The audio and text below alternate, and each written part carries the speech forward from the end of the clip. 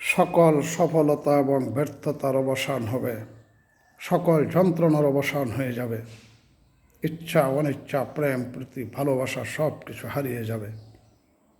শুধুমাত্র থেকে যাবে নিজের কর্মফল। এই কর্মফলের ফল ভোগ করতে হবে দুনিয়া এবং পরকাল প্রত্যেকটা স্থানে। হয়তো ভাবছেন আপনাকে কেউ দেখছে না, আপনি খুব চতুর, আপনি খুব চালাক। প্রকৃত সত্য হচ্ছে এই পৃথিবীর কেউ না কেউ আপনাকে দেখছে।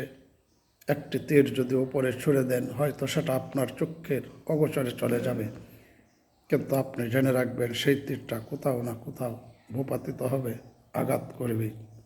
প্রত্যেকটা ভালো কর্মই মানুষের জীবনে এই তীরের মতো কাজ করে, তার বিপরীতে প্রত্যেকটা মন্দ কর্মই মানুষের জীবনেও একইরূপ প্রভাব স্থাপন করে।